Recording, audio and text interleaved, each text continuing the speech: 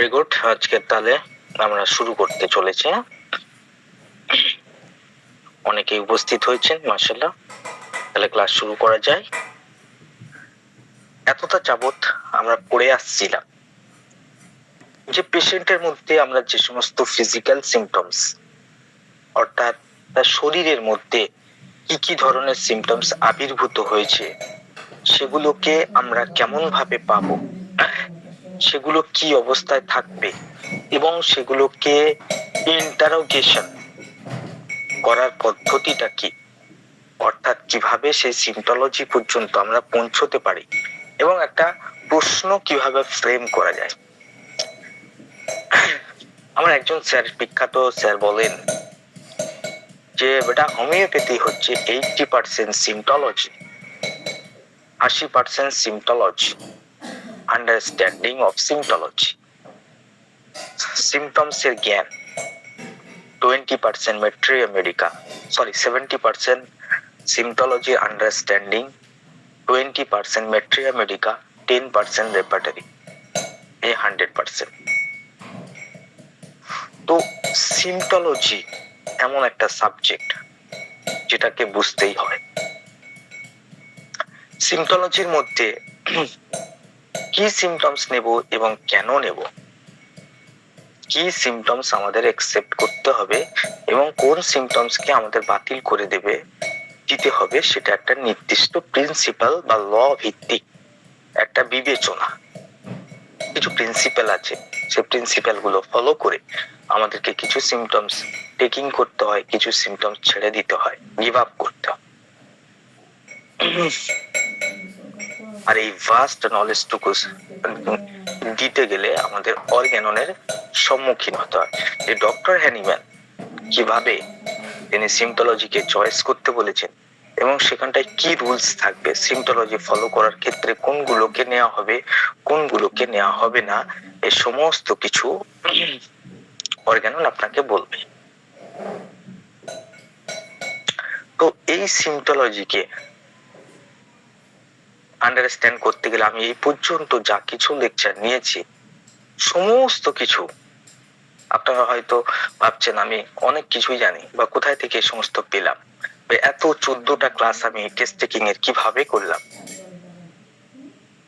আপনি যদি আমার ক্লাসগুলো করে থাকেন তো আপনি একবার অর্গাননে টেস্ট টেকিং চ্যাপ্টার যেখান থেকে শুরু হয়েছে আপনি দেখবেন সেখান থেকে হুবহু আমি তুলে এনেছি। এই সমস্ত কিছু অর্গাননের লেসন থেকে নেওয়া এবং চিন্তা করে কয়েকটা বই স্টাডি করার পরে এবং নিজস্ব প্র্যাকটিসের মধ্যে আমি যে প্রশ্নগুলো রোগীকে প্র্যাকটিক্যালি ভাবে করি, এই পর্যন্ত করে আসছি, সেগুলোর একদম তাজা তাজা আপনাদের হাত পর্যন্ত পৌঁছে দিয়েছে। এগুলো কোনো আমার মন গড়ত কাহিনী নয়, এগুলো কোনো ধরনের মানে বাড়িয়ে চাড়িয়ে বলা নয়, এগুলো সমস্ত কিছু অর্গানন থেকেই নেওয়া। অর্গাননে যেভাবে বর্ণনা করা আছে ঠিক সেইভাবেই আমি ক্লাসগুলোকে অ্যাপিয়ার করেছি। এগুলো সমস্ত কিছু অর্গানন থেকে ভাই, এগুলো আমার কৃতিত্ব নয়, এগুলো ডক্টর হ্যানিম্যানের কৃতিত্ব। যে প্রশ্ন আমরা এবার সেখানটায় আমি প্রত্যেকটা জিনিসকে ক্লিয়ারিটি নিয়ে এসেছি, যেখানটায় কি ধরনের প্রশ্ন করা যেতে পারে, কি ধরনের প্রশ্ন, যেমন ন্যাচারাল ডিসচার্জ, মেন্স সম্পর্কে আমি কি প্রশ্ন করব, গেটিং মাই পয়েন্ট। তো সমস্ত পয়েন্ট গুলোকে আমি নিয়ে আসার চেষ্টা করেছি যেন কোনোভাবে বাদ না পড়ে। তো 100 টাকার প্রশ্ন হচ্ছে রোগীকে কি জিজ্ঞাসা করব। আমরা ডাক্তাররা বেশিরভাগ সময় হয় খুব শর্টে কেস টেকিং করি, না হলে এত বড় করে ফেলি যেটা পেশেন্ট ইরিটেট হয়ে যায় এবং সেখান থেকে কিছু ফলাফল বা সেখান থেকে কিছু কালেকশন বা সেখান থেকে কিছু তুলে আনার ক্ষমতা সেটা মিস হয়ে যায়। এত বড় করে ফেলি যে আবর্জনায় ভর্তি হয়ে যায় কেস টেকিং, সেটা কেস টেকিং থাকে না। ডক্টর কেন্টের কাছে একবার একজন ছাত্র 13 পৃষ্ঠার কেস টেকিং করে নিয়ে এসছে।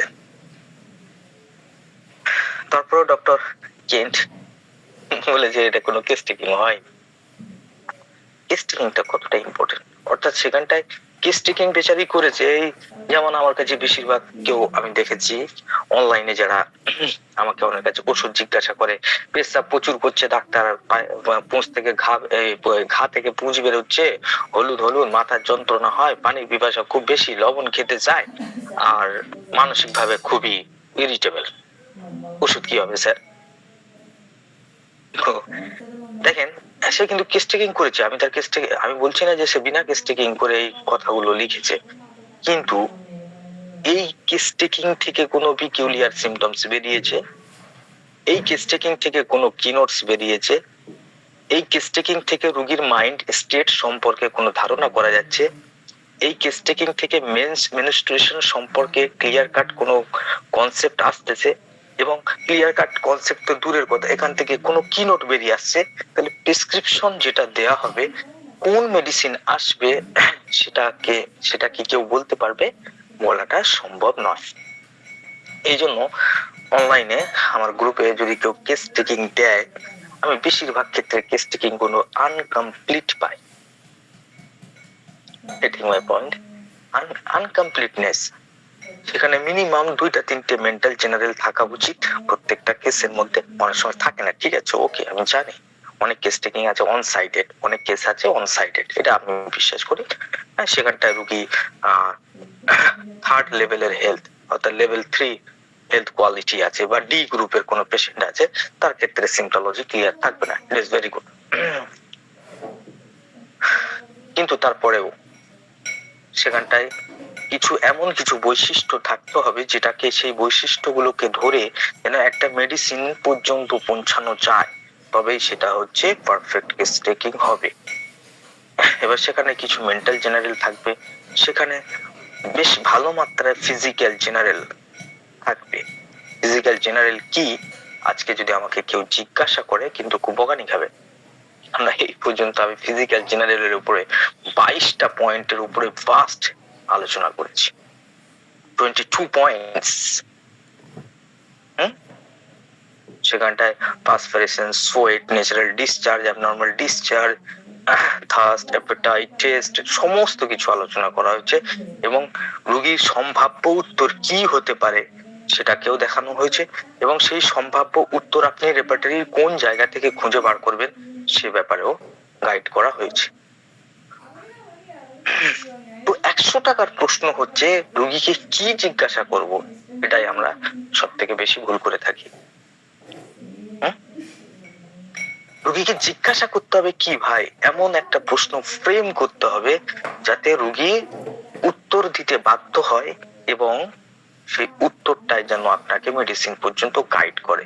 আর যদি সেরকম মেডিসিন পর্যন্ত গাইড যদি না করে থাকে, তাহলে সেই জিজ্ঞাসাবাদের, সেই ইন্টারোগেশনের কোনো দাম নেই, কোনো ভ্যালু নেই, সময় ওয়েস্টিং, টাইম ওয়েস্টিং।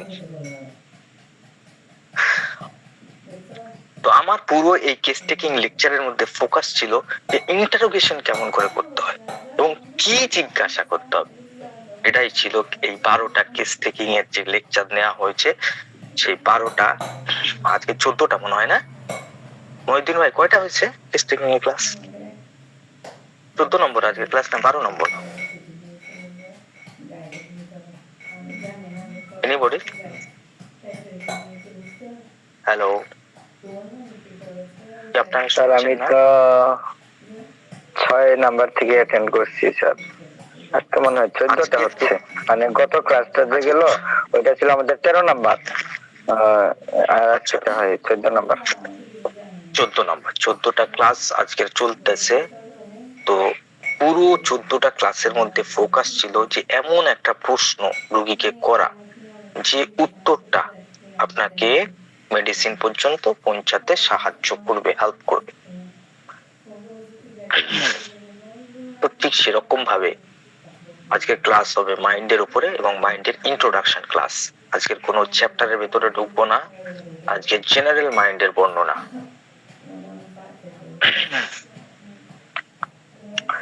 তো আমাদের মধ্যে অনেকেই আছে, অনেক এমনও মেল প্র্যাকটিস করে, তারা একটা গ্রুপে বিভক্ত হয়ে গেছে যেটাকে সিগল মেথড বলে। তারা সমস্ত ফোকাসকে মাইন্ডের মধ্যে নিয়ে যায়। তারা মানে কথা বললেও সেখানটায় হচ্ছে কি মানে মাইন্ড মাইন্ড ছাড়া তাদের কোনো সীমা মানে গতি নেই, আর মাইন্ড ছাড়া তারা কিছুই বোঝে না। এই সমস্ত কিছু পার্শিয়ালি দৃষ্টি, হোমিওপ্যাথির প্রতি একটা আংশিক দৃষ্টি নিক্ষেপ করার মতো ব্যাপার। মাইন্ড অবশ্যই ইম্পর্টেন্ট, কিন্তু আমি বলতে চাই মাইন্ডের সাথে সাথে শরীরও খুব ইম্পর্টেন্ট। অ্যাকচুয়ালি তারা কোন জায়গাটায় ভুল করে, অ্যাকচুয়ালি রোগ কিভাবে হয় সেই সূত্রটা আমরা যদি অর্গ্যাননের মধ্যে দেখি, অর্গ্যাননের ঠিক কত নম্বরে পরিচয় মনে পড়ছে না আমার, কিন্তু সেখানটায় ডক্টর হ্যানিম্যান খুবই বিচক্ষণতার সাথে, তৎকালীন যুগে কোনো সায়েন্টিফিক ব্যবস্থা ছিল না, কিন্তু তার দুর্দান্ত দর্শন ক্ষমতার জন্য, যৌতিক রেশনাল মাইন্ডের কারণে তিনি ঠিক করে বুঝতে পেরেছিলেন যে হোমিওপ্যাথিকে যে পোটেন্টাইজ মেডিসিন কিভাবে কাজ করে, তার একটা সম্ভাব্য ব্যাখ্যা তিনি দিয়েছেন। সেই সম্ভাব্য ব্যাখ্যার মধ্যে বলা হয়েছে যে সর্বপ্রথম কি হয়, সর্বপ্রথম কোনো একটা এনার্জি, যেটা নেগেটিভ এনার্জি, যেটা মায়াজেমেটিক এনার্জি যাই বলেন আপনারা, সেটা ভাইটাল ফোর্সকে এফেক্ট করে।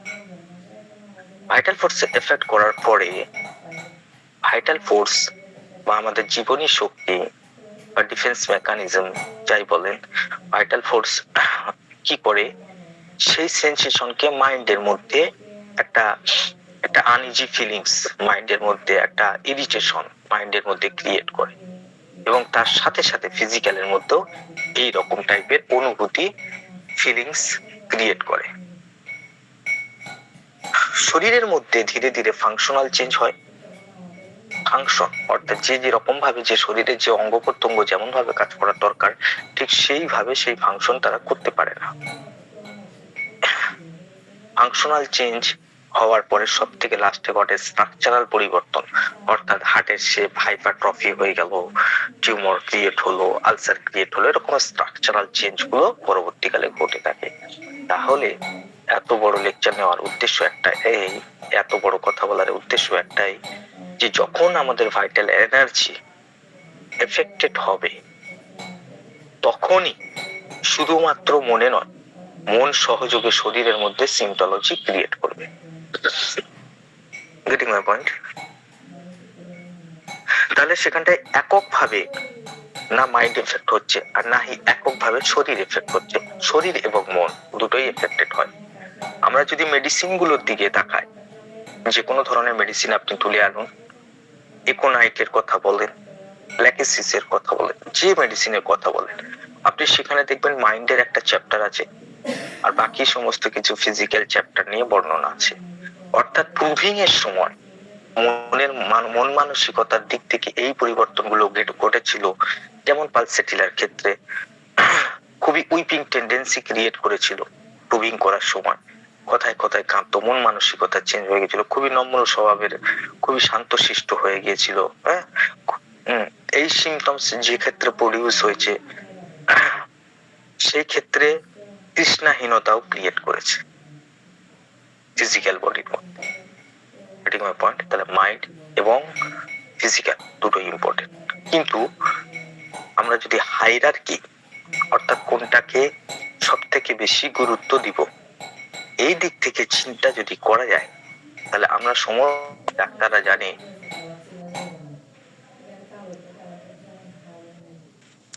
সমস্ত হোমিওপ্যাথি ডাক্তার জানি যে মাইন্ড হচ্ছে সব থেকে ইম্পর্টেন্ট। মাইন্ড কেন সব থেকে বেশি ইম্পর্টেন্ট? মাইন্ড কেন সব থেকে বেশি ইম্পর্টেন্ট? আচ্ছা, তার আগে আমি একটা স্ক্রিন শেয়ার দিয়ে নিতে চাই।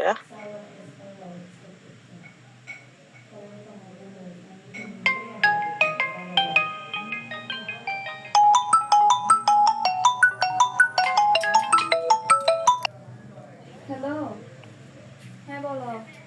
জি, হ্যাঁ দেখো, মোবাইল বন্ধ হয়ে গেছে। দেখা যাচ্ছে দিয়েছে তো, ওটিদেরকে সবাইকে দিয়েছে, ওরা সেকেন্ড হয়েছিল, রেজাল্ট দেখা যাচ্ছে।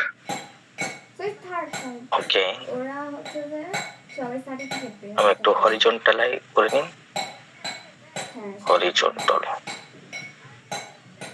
সিঙ্গেল দিলে ওদেরকেও সার্টিফিকেট দেয় না সবাই এই শুধু ফার্স্ট সেকেন্ড থার্ড দেবে এই যে আমাদের গ্রুপ গ্রুপিং কেন্দ্রের মধ্যে আছে ভাইটাল ফোর্স বা ভাইটাল এনার্জি। এটা যখন কোনো রকম ডিস্টার্ব হয়ে যাবে অ্যানিমিক্যাল কোনো পাওয়ারের দ্বারা বা কোনো এনার্জির দ্বারা, তখন সিম্পটোলজি ক্রিয়েট করে। এবং মাইন্ড, তারপরে বডি, এম থেকে মাইন্ড করা হয়েছে, বি থেকে বডি। এম থেকে যে মাইন্ড আছে এবং বি থেকে বডি দুটাই ডিস্টার্ব হয়। তো এখানটায় ডক্টর হ্যানিম্যান তার অর্গাননের বইয়ের মধ্যে খুব সুন্দর করে বর্ণনা করেছেন যে ডিসপোজিশন ইজ ভেরি ইম্পর্টেন্ট। মাইন্ডের ডিসপোজিশন, প্রত্যেকটা মেডিসিনের, প্রত্যেকটা মানুষের যেমন একটা নেচার থাকে বা একটা মেন্টাল মেকআপ থাকে, মেডিকেল লেকচার গুলোতে আমি প্রায় বলি, ঠিক ওরকম টাইপের এরকম ফিজিক্যাল একটা মেকআপ থাকে। তো সেই মন মানসিকতার সাথে যদি মেডিসিনের কোনো রকম সম্পর্ক না থাকে, যদি সেটা অপোজিট হয়, ফিজিক্যাল সিমটমস ম্যাচ করলেও সেখানটায় কাজ করে না মেডিসিন। সেখানে তিনি খুব সুন্দর করে কয়েকটা এক্সাম্পল তিনি দিয়েছেন। ধরেন খুব একটা শান্তশিষ্ট লোক, খুবই উইপিং টেন্ডেন্সি আছে, খুবই এল্ডিং পার্সোনালিটি, যে যা বলে সে তাই শুনে নেয়, এরকম একজন ব্যক্তিকে যদি নাক্স ভূমিকা দেওয়া যায়, যদি ল্যাকেসিস দেওয়া যায়, সিম্পটোলজি বডির ম্যাচ করলেও সেক্ষেত্রে কাজ হবে কিনা সন্দেহ। কেন? ব্যক্তিটা খুবই এল্ডিং পার্সোনালিটি, তাকে যে যা বলে সে তাই শুনে নেয়, খুবই নম্র এবং শান্ত প্রকৃতির, সবসময় লোকের অ্যাটেনশন চায়। এরকম একজন মৃদু প্রকৃতির ব্যক্তিতে নাক্স ভূমিকার মতো strong irritable mentality, strong competition মানসিকতা যুক্ত ব্যক্তি, স্ট্রং কিল ডিজায়ার যার মধ্যে আছে, সেই ব্যক্তি আর এই ব্যক্তির মধ্যে আসমান জমিনের পার্থক্য হয়ে যাচ্ছে। তাহলে এই ক্ষেত্রে যদিও তার পেটের মধ্যে যন্ত্রণা থাকে, ঘন ঘন পায়খানা করে, তারপরেও নাক্স ভূমিকা সেখানটায় কাজ করবে না। কেন? ব্যক্তি স্বতন্ত্র, ব্যক্তি যে ইন্ডিভিজুয়াল, ইন্ডিভিজুয়াল সিমটমস এর সঙ্গে মেডিসিনের কমপ্লিট ম্যাচ নেই। যদি কাজ করে খুবই পার্সিয়াল ভাবে, কয়েকবার কাজ করতে পারে, অল্প কিছু সিমটমস কে সে রিলিভ করতে পারে, কিন্তু প্রপারলি কিওর কখনো নাক্স ভূমিকার দ্বারা সম্ভব নয়। Getting my point?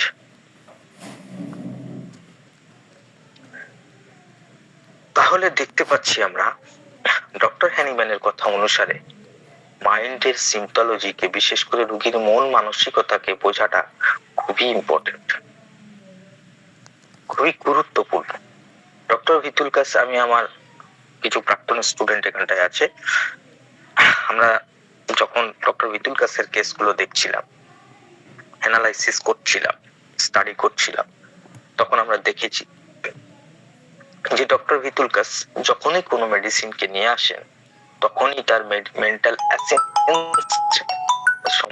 সঙ্গে মেডিসিনের কিনোটস এবং জেনারেল তো দূরের কথা, আগে মেন্টাল এসেন্সটা ম্যাচ করছে কিনা সেটা দেখে। যে মেন্টালের যে সার তত্ত্ব, মানসিক যে সার তত্ত্ব আছে, এই তার সার তত্ত্বের সঙ্গে মেডিসিনের সার তত্ত্বের ম্যাচিং আছে কিনা। মেডিসিনের যে কোনো একটা মেডিসিন যাচ্ছে, ধরেন লাইকোপোডিয়াম দিতে গেলে তিনি খুবই লক্ষ্য করেন যে ব্যক্তির সেলফ কনফিডেন্সের লেভেল কোথায়। সাইলেসিয়ার মতো প্রেসক্রিপশন করতে গেলে তিনি দেখেন সাইলেসিয়ার যে একটা নির্দিষ্ট খাস টাইপের মেজাজ আছে, যেখানটায় তার ল্যাকিং অফ সেলফ কনফিডেন্স আছে, যেখানে সেই ব্যক্তিটা এল্ডিং কিন্তু অবস্টিনেট। সাইলেসিয়ার সব থেকে গুরুত্বপূর্ণ মানসিক বৈশিষ্ট্য হচ্ছে is a very yielding person like Pulsatilla, খুবই নমনীয় ব্যক্তি, তাকে সহজেই যে কেউ দুমড়ে ফেলতে পারে, তাকে একটু রাশ দিলেই সে ভয় পেয়ে যাবে, তাকে একটু ধমক দিয়ে কথা বললেই সে স্বীকার করে নেবে, হ্যাঁ ঠিক আছে, ওকে স্যার, ওকে স্যার। কিন্তু এদিকে কিন্তু মনের দিক থেকে ইজ এ ভেরি অবস্টিনেট, প্রচন্ড পরিমাণে জেদি স্বভাবের, বাইরে থেকে সে হ্যাঁ হ্যাঁ বলতেছে, কিন্তু ভিতর থেকে সে জানে যে আমার মন যেটা বলে আমি সেটাই করব, তুই বললে কি না বললে কি। তো এল্ডিং বাট অবস্টিনেট, এটা সাইলেসিয়ার গুরুত্বপূর্ণ ক্যারেক্টারিস্টিক সিমটমস, মাইন্ডের ক্যারেক্টার, তার একটা চরিত্রের অংশ। তো এই দুইটা সিমটমস এর কিছুটা ঝলক রোগীর আচার অভ্যাসের মধ্যে প্রতিফলিত হবে। 100-100টা ম্যাচ করলেও অত্যন্ত 30-40% পর্যন্ত এল্ডিং থাকতে হবে, অত্যন্ত 20-30 মানে 50 পর্যন্ত যাওয়াটা তো উচিত। তারপরেও যদি না পাওয়া যায়, সব সিমটমস ম্যাচ করছে, মন মানসিকতা বিরূপ প্রকৃতির, হ্যাঁ, পেশেন্টের দেখা যাচ্ছে খুবই স্ট্রং কনফিডেন্স ওয়ালা ব্যক্তি যেমন প্ল্যাটিনা, খুবই স্ট্রং কনফিডেন্স ওয়ালা ব্যক্তি যেমন ল্যাকেসিস, এরকম টাইপের কনফিডেন্স লেভেল শো করছে, তাহলে সেক্ষেত্রে সাইলেসিয়া যাবে কিনা সন্দেহ।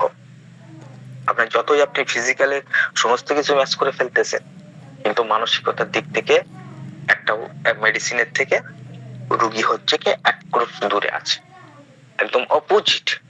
অত্যন্ত অপোজিট না হোক, নর্মাল স্টেটে থাকলেও তবুও কাজ করবে, যে না এদিক না ওদিক, না খুব বেশি এল্ডিং আর না আবার খুব বেশি অ্যারোগেন্ট, মাঝামাঝি অবস্থার মধ্যে আছে, তারপরেও কাজ করবে। কিন্তু যদি সম্পূর্ণ বিপরীতমুখী অবস্থা হয়, যে একদিকে মানে মেডিসিন দিচ্ছেন খুবই অ্যারোগেন্ট টাইপের মেডিসিন, খুবই অহংকারী, খুবই উইল পাওয়ার খুবই হাই, এরকম একটা মেডিসিন দিচ্ছেন, আর রোগী দেখা যাচ্ছে একদম মানে আত্মবিশ্বাসী নাই, টোটালি নিজের উপর কোনো বিশ্বাস নেই, কোনো কাজে, বিজনেসে, ফ্যামিলিতে কোনো আত্মবিশ্বাসের সঙ্গে, ইভেন সে তার উপরে যদি কোনো অত্যাচার হয় সেটুকু পর্যন্ত সে কাউকে ফেস করতে পারে না, বলতে পারে না, এতটাই দুর্বল পেশেন্ট, সেক্ষেত্রে কি মেডিসিন যেতে পারে? প্রশ্ন আসে না? অবশ্যই প্রশ্ন আসে। আমার কথা কি বোঝা যাচ্ছে? আজকে মাইন্ডের লেকচার তো বুঝতে অনেকের সমস্যা হচ্ছে, ওই জন্য মনে হয় অনেকে চলে যাচ্ছেন। তো স্যার বোঝা যাচ্ছে, ক্লিয়ার আছে আজকে? হ্যাঁ ক্লিয়ার আছে, কিন্তু আমি যেটা বলতে চাইছি সেটা কি আপনারা বুঝছেন নাকি না আরো সরল করে বলবো?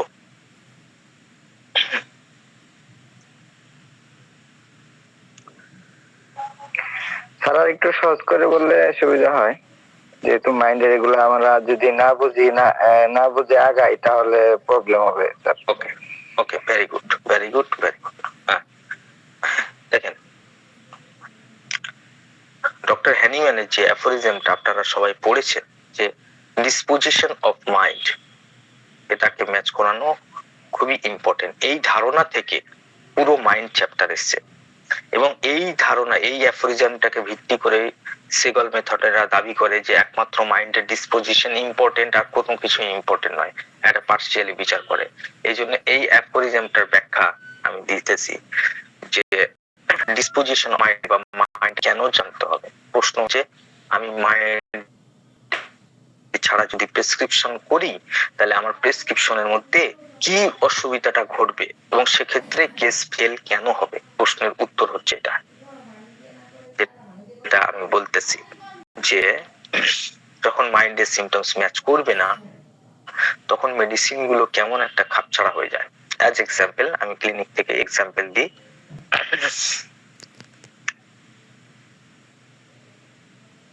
কিছুদিন আগে আমার ক্লিনিকের মধ্যে একটা পেশেন্ট আসছে, একটা বাচ্চা এসছে, যে এত বেশি পরিমাণে কথা বলতেছে, তার কথার ফ্লোতে আমরা সবাই, মানে ওখানটায় যত পেশেন্ট ছিল সবাই বিরক্ত হচ্ছি,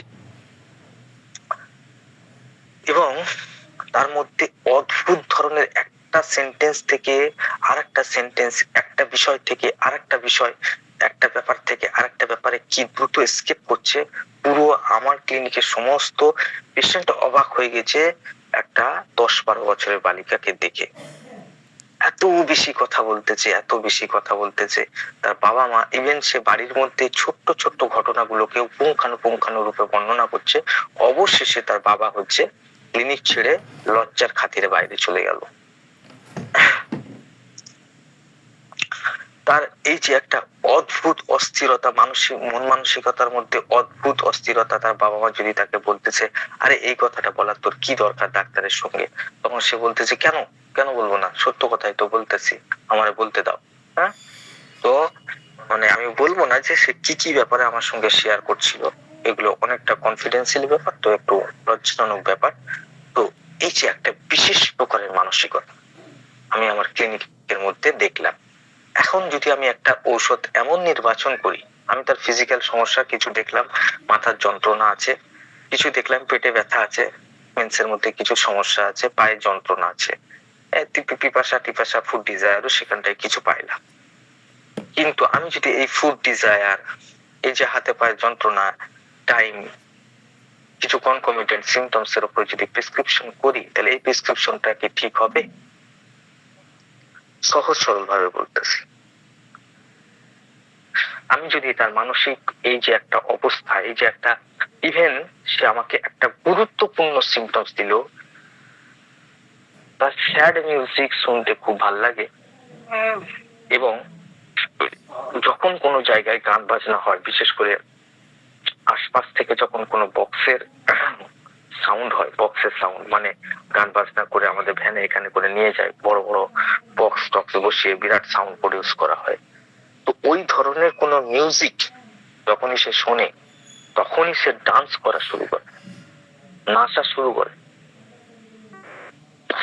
এই যে মানসিকতার মধ্যে একটা গুরুত্বপূর্ণ সিমটমস, যে ডান্সিং ডিজায়ার তার মধ্যে আসতেছে, মাইন্ড ডান্সিং ডিজায়ার, এবং তার এই যে অতি দ্রুত মাত্রায় কথা বলা, হড়বড় হড়বড় করে বকে যাওয়া, কোনো কিছু না সেন্স করে বকতে থাকা।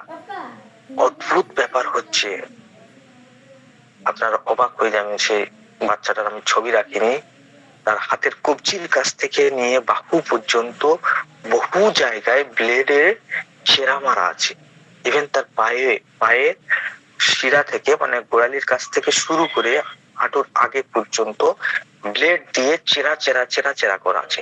এরকম গুনলে আপনি 50খানা কাটিং পাবেন। তো আমি যখন এই সমস্ত ইনভেস্টিগেশন করতেছি, তখন তারা জিজ্ঞাসা করলাম যে এগুলো কিভাবে এসছে। তো তার মা বললো, প্রচন্ড মেয়ে অভিমানী, যদি তাকে একটু বকা যায়, তাকে যদি একটু শাসন করা যায়, তার যদি অভিমান হয়, তখন সে এই সমস্ত কিছু করে, নিজের হাতে নিজে কাটে, ব্লেড দিয়ে কাটে।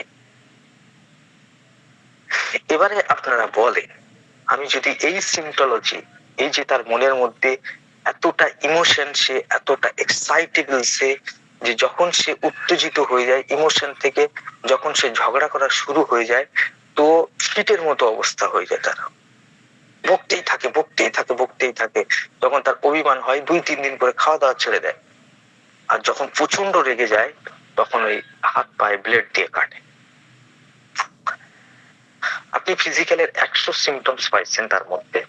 আপনি যদি এই সিমটোলজি, এই যে কয়টার কথা বললাম, এই যে তার কাটিং ডিজায়ার বা নিজেকে ক্ষতিগ্রস্ত করার যে একটা চেষ্টা,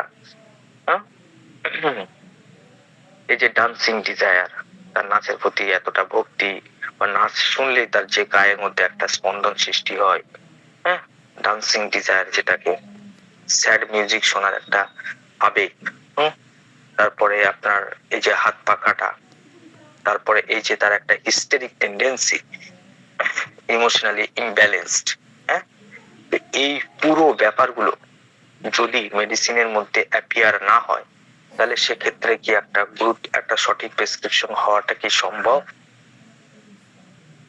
এই পয়েন্টগুলো যদি বাদ চলে যায়, আর ফিজিক্যাল থেকে যদি আপনি 1000টাও পয়েন্টে যদি যুক্ত করেন, তো তাতে কি রোগীর বিন্দু মাত্র ফায়দা হবে?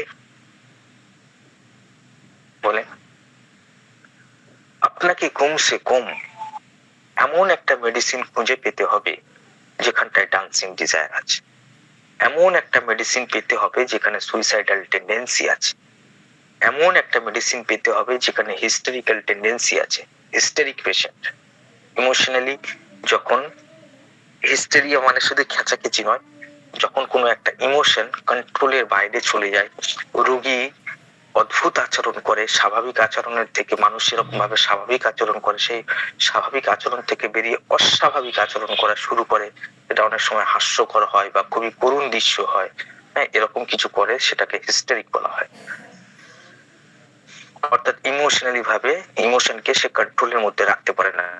এই যে হিস্টোরিক্যাল মেজাজটাকে যদি না মেডিসিন কভার করে, তাহলে সেই মেডিসিনটা কখনো কোনো দিন কোনো কালে যতই বড় ডাক্তার হোক এই সিম্পটোলজি গুলোকে কভার না করতে পারলে মেডিসিনের দ্বারা, অর্থাৎ এমন একটা মেডিসিন চয়েস করতে হবে যেখানে এই সমস্ত কিছু সিমটমস আছে, কমসে কম এগুলো আছে, তবেই সেই মেডিসিনটা কার্যকর হবে।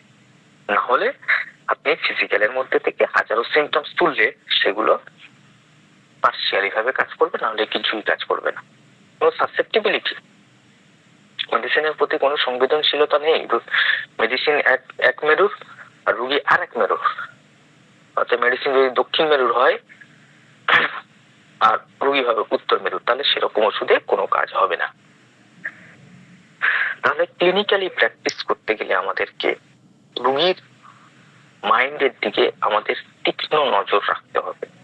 সুস্পষ্ট মাইন্ডের সিমটমস, ইন্টেন্সিটির সাথে থাকা মাইন্ডের সিমটমস, ক্লিয়ার মাইন্ড সিমটমস হচ্ছে সব থেকে গুরুত্বপূর্ণ হোমিওপ্যাথিক ক্ষেত্রে। সমস্ত একটা মাইন্ডের সিমটমস, স্ট্রং মাইন্ডের সিমটমস অনেকগুলো জেনারেলকে কেটে ফেলতে পারে। অনেকগুলো জেনারেলকে আপনি ছেড়ে দিয়ে একটা স্ট্রং মাইন্ড সিমটমস পেলে ডক্টর কেন্ট বলে যে এই স্ট্রং মাইন্ড সিমটমসকে প্রাধান্য বেশি দিতে হবে। তাতে ওই ফিজিক্যাল জেনারেল গুলো কভার হোক চাই না হোক, আগে মাইন্ডকে কভার করে ফেলতে হবে। এমন একটা মেডিসিন চয়েস করতে হবে যেখানটায় ওই ধরনের মন মানসিকতা বৈশিষ্ট্যযুক্ত ব্যাপার স্যাপার আছে। এই রোগীকে আমি ট্যারান্টুলা প্রেসক্রিপশন করেছিলাম এবং রেপার্টরি সিটের মধ্যে ট্যারান্টুলা এবং টিউবাকুলিনাম দুইটা মেডিসিনের মধ্যে চয়েস করার ব্যাপার ছিল। তো সেখানটায় ট্যারান্টুলা প্রেসক্রাইব করা হয়েছিল এবং অদ্ভুত ব্যাপার, রোগীর বংশের মধ্যে আত্মহত্যার কেস আছে। রোগী হচ্ছে কি মানে প্রচন্ড পরিমাণের হিস্টেরিক কন্ডিশন তার মধ্যে আছে, প্রচন্ড পরিমাণে ইমোশনালি ভাবে খুবই দুর্বল, হাই ইন্টেন্সিটি ইমোশন, অর্থাৎ ইমোশনের ইন্টেন্সিটি এত হাই মানে আমি এতটা কখনো আমি কোনো রোগী পাইনি যে এতটা পরিমাণে হতে পারে আজ পর্যন্ত আমার লাইফে। এই জন্য এই কেসটা আমার খুব মনে থাকে। বলার উদ্দেশ্য হচ্ছে মাইন্ডের সিমটমস খুবই ইম্পর্টেন্ট, কিন্তু কোন ধরনের মানসিক বৈশিষ্ট্যকে আমরা গুরুত্ব দেব? এখন প্রশ্ন হচ্ছে এটা যে মাইন্ডের সিমটমস বলতে আমরা কি বুঝবো এবং সেখানটায় কোন ধরনের সিমটমস গুলোকে গুরুত্ব দিব?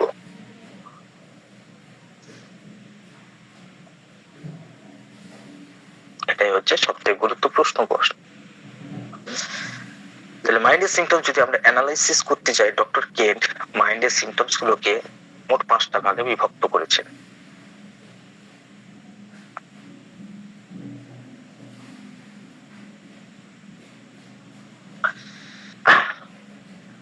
Classification of psycho spiritual symptoms or so-called mental symptoms. একটা হচ্ছে স্পিরিচুয়াল, ডক্টর ভিতুলকাস সহ সমস্ত ডাক্তাররা একটা ভাগ করেছে যেটা স্পিরিচুয়াল ব্যাপার স্যাপার আছে। সেই পর্যন্ত কিন্তু মাইন্ডের এমন একটা স্তর আছে যেটা ইনভলিউন্টারি, যেরকম আমাদের কিছু নার্ভ আছে যে নার্ভ গুলো উপরওয়ালা আমাদের আয়ত্তের মধ্যে প্রদান করেছেন, অর্থাৎ সেগুলোকে আমরা ইচ্ছা মতো সঞ্চালিত করতে পারি। আর কিছু ব্যাপার স্যাপার আছে যেগুলো অটো মানে অটোমেটিক ভাবে কাজ করে, যেমন হচ্ছে কি হার্টের স্পন্দন, যেমন হচ্ছে কি ফুসফুসের সংকোচন প্রসারণ, যেমন হচ্ছে আপনার পাকস্থলীর পেরিস্টলিক মুভমেন্ট, ইন্টেস্টাইনের যে পেরিস্টলিক মুভমেন্ট, এইগুলো আপনি পরিচালনা করছেন না, আপনার ইচ্ছা মতো সেগুলো কাজ করতেছে না। আপনি হার্টকে বলেন যে হার্ট স্টপ হয়ে যা, সেটা কি স্টপ হবে? সে অটোমেটিক কাজ করবে, সে আপনার কথা শুনবে না। কিন্তু আপনি হাতের মাসেলসকে ইচ্ছা করলে সংকুচিত করতে পারেন, আবার ছড়িয়ে দিতে পারেন। ঠিক ওই রকম মাইন্ডের দুটো স্তর আছে, একটা হচ্ছে স্পিরিচুয়াল আর একটা হচ্ছে সাইকিক। স্পিরিচুয়াল এই কন্ডিশনটা কিন্তু ব্যক্তির যে নফস, আমরা এটাকে বুঝতে গেলে একটু আরবিক বা ধার্মিক ব্যাপার, রিলিজিয়াস ব্যাপার নিয়ে আসতে হবে, না হলে বোঝা যাবে না। এটাকে নফস বলে। নফসের মধ্যে এমন একটা ব্যাপার থাকে যে যে হচ্ছে কি সেখানটায়, বা যেটাকে আমরা অবচেতন মন বলতে পারি, বাংলায় যদি বলতে চাই অবচেতন মন, আর একটা হচ্ছে চেতন মন। তো অবচেতন মন যেটা অটোমেটিক ভাবে অ্যাক্টিভ থাকে, আমাদের চাইলে কি না চাইলে কি, এই যে মনের মধ্যে নানান ধরনের প্রশ্ন আসে, এই যে এটা ঠিক কি ভুল, এটা করব কি করব না, সরি এটা করব কি করব না, এই যে হ্যাঁ কনসিয়াস মাইন্ড, একটা আনকনসিয়াস মাইন্ড। এই যে আনকনসিয়াস মাইন্ড যেখানটায় ব্যক্তির কোনো ক্ষমতা থাকে না, যেখানটায় ব্যক্তির কোনো কাজ করে না, ব্যক্তি সত্তায় চাইলে কি আপনি না চাইলে কি সেখানে চেঞ্জ করতে পারবেন না, সেটা হচ্ছে স্পিরিচুয়াল পোর্শন, যেখানের মধ্যে কনসাইন্টিয়াস আছে, অর্থাৎ সজাগতা আছে যে এটা ভালো কাজ, এটা মন্দ কাজ। এই যে ভালো এবং মন্দের যে বিচার, এই বিচারটা আছে আনকনসিয়াস মাইন্ড থেকে। যে সমস্ত খারাপ ব্যক্তি যারা আছে, খারাপ ব্যক্তি বলতে যারা একটু আনসোশ্যাল টাইপের, তারা তো নানান ধরনের খারাপ কাজের মধ্যে লিপ্ত থাকে, খুন মার্ডার হেন তেন, লোককে ঠকানো, ধোঁকাবাজি করা, লোককে, এই সমস্ত ব্যাপারগুলো এই জায়গা থেকে কন্ট্রোল হয়। অর্থাৎ যেটা আমাদের হাদিসের মধ্যে লেখা আছে যে একজন ব্যক্তি ভালো কি মন্দ সেটা তার গর্ভ অবস্থায় লিখে দেওয়া হয়। সহজাত কিছু বৈশিষ্ট্য নিয়ে সে জন্মায়। যেরকম আমাদের একটা ফিজিক্যাল শরীর আছে, শেপ, আকার, আকৃতি, মুখ, চোখ, কান, তো ওই রকম টাইপের একটা তার আত্মার একটা গঠন আছে, তাই সেখানটায় সে ভালো কি মন্দ সেটাকে লিখে দেওয়া হয়, এরকম একটা ব্যাপার স্যাপার আছে হাদিসের মধ্যে। যাই হোক, তো এটা হচ্ছে আনকনসিয়াস মাইন্ড বা স্পিরিচুয়াল, আমরা ডাক্তারি ভাষায় সেটাকে স্পিরিচুয়াল বা আধ্যাত্মিক ব্যাপার স্যাপার বলি। এই আধ্যাত্মিক ব্যাপার স্যাপারে যদি গন্ডগোল হয়ে যায়, পৃথিবীর কোনো মেডিসিন নাই সেটাকে ঠিক করতে পারে, রাইট? এই জন্য একটা কথা আছে যে ভালো ব্যক্তির মধ্যে যদি ইসলাম প্রবেশ করে তাহলে সে অনেক ভালো হয়ে যায়, আর খারাপ ব্যক্তির মধ্যে ইসলাম প্রবেশ করলেও সে খারাপ সত্তাকেও ধোয়া যায় না। আমরা কথায় কথায় চলতি বাংলাতেও বলি যে কয়লাকে যখন কোনো মানুষকে এক্সাম্পল দিতে হয় কোনো খারাপ ব্যক্তিকে, তখন আমরা বলি কয়লাকে যতই ধোয়া হোক না কেন, যতই পানি দিয়ে ধোয়া হোক না কেন, তার কালো রূপটা কিন্তু থেকেই যাবে। এই যে ব্যাপারটা, মানে আমি এত কিছু এক্সাম্পল দিচ্ছি জাস্ট স্পিরিচুয়াল ব্যাপারটাকে বোঝার জন্য, যেটাকে কনসিয়াসনেস বা আমাদের রেপার্টরি ভাষায় কনসাইন্টিয়াস বলা হয়। এই ভালো মন্দের মধ্যে যে বিচার করার ক্ষমতা, এই বিচার বোধ, এটা হচ্ছে স্পিরিচুয়াল ব্যাপার স্যাপারের সঙ্গে রিলেটেড থাকে। এছাড়া স্পিরিচুয়াল ব্যাপারের সঙ্গে আধ্যাত্মিক ব্যাপার, তো এখানে ঈশ্বরের সাথে বা আল্লাহর সাথে যেটা কানেকশন মানুষের থাকে, সে সমস্ত আধ্যাত্মিক ব্যাপার স্যাপার। তো স্পিরিচুয়াল ব্যাপারের মধ্যে রিলিজিয়াস ব্যাপার স্যাপার গুলো সব চলে আসবে। ভালো মন্দের জ্ঞান, নৈতিকতা, জ্ঞান, এই মোরালিটি সবকিছু এই স্পিরিচুয়াল ভিতর থেকে কন্ট্রোল হয়। আপনি কোনো মেডিসিন খাইয়ে কোনো ব্যক্তিকে ইমমরাল থেকে মরাল বানাতে পারবেন না, তবে কোনো কোনো ক্ষেত্রে একটু চেঞ্জ হতে পারে। কিন্তু স্পিরিচুয়াল ব্যাপারের মধ্যে আমি ঠিক বোঝাতে পারছি না আপনাদেরকে যে স্পিরিচুয়াল ব্যাপারের মধ্যে কোনো মেডিসিন কাজ করে না, কোনো মানুষ সেখানে পৌঁছতে পারে না। আপনি এই যে আমাদের হোমিওপ্যাথিক মেডিসিন এই স্পিরিচুয়াল ব্যাপারটাকে এফেক্ট করতে পারে না। ডক্টর ফিতুল কাছে এখানে একটা সুন্দর উদাহরণ দিয়েছেন যে জাগতিক কোনো ব্যাপার যে জিনিসটাকে চেঞ্জ করতে পারে, জাগতিক ব্যাপার স্যাপার অর্থাৎ পার্থিব যত স্টিমুলেন্ট আছে, প্রভাবকারী বস্তু আছে, যে পর্যন্ত পৌঁছতে পারে হোমিওপ্যাথিক মেডিসিন সেই পর্যন্ত পৌঁছাতে পারে, এবং যে পর্যন্ত পার্থিব ব্যাপার স্যাপার গুলো পৌঁছতে পারে না সেই জায়গাটা হোমিওপ্যাথিক কখনো পরিবর্তন করতে পারে না, সেখানে কোনো ধরনের পরিবর্তন এলাও নাই, ওটা সম্পূর্ণ আল্লাহর কন্ট্রোলে থাকে বা ঈশ্বরের কন্ট্রোলে থাকে। বাকি যে সমস্ত ব্যাপার স্যাপার গুলো আছে সে সমস্ত গুলো যেগুলো পরিবেশ এবং পরিস্থিতির কারণে পাল্টে যায়, পরিবর্তন ঘটে, যেমন আমাকে কেউ যে ঠাস করে চড় মারে তো আমার প্রচন্ড রাগের সৃষ্টি হবে। তো এই যে চড় মারাটা আমার রাগের কারণ কি, যে সে আমাকে অন্যায়ভাবে মারলো।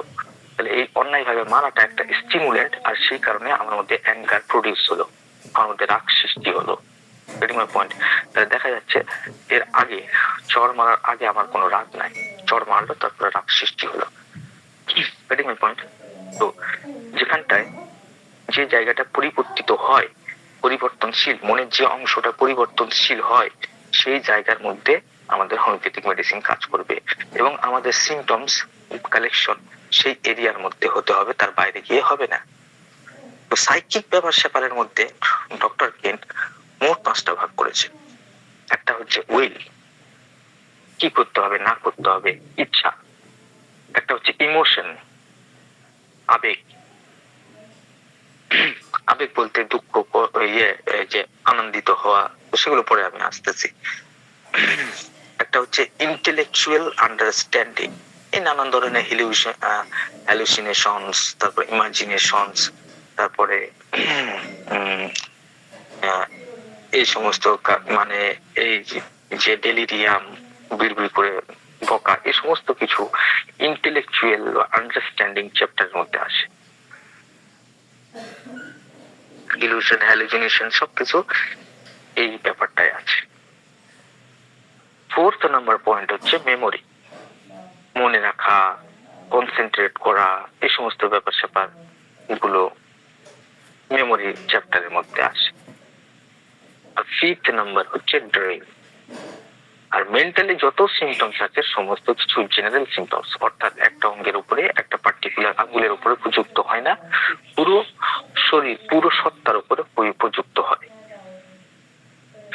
এই প্রসঙ্গে একটা কথা বলি, যে আমাদের, আপনাদের কাছে আমার একটা প্রশ্ন, এই প্রশ্নের উত্তরটা আপনারা লাস্টে দিন। যে আমাদের হোমিওপ্যাথিক মেডিসিন, এই যে আমরা বলি treat the patient not the disease, এই ট্রিট দ্য পেশেন্ট অংশটা কিভাবে পেশেন্টের মধ্যে জেনারেট করে, এবং আমাদের মেডিসিন এই ট্রিট দ্য পেশেন্ট বলতে আমরা সত্যিকারের অর্থে কি বুঝি, এটার এক্সপ্লেনেশন আপনারা মনে মনে রেডি করেন। লাস্টে এই ব্যাপারটাকে নিয়ে একটু আলোচনা করব। আজকে আমরা দেখবো যে উইলের মধ্যে ডক্টর কেন্ট যে ভাগটা করেছেন সেখানে কি কি আছে।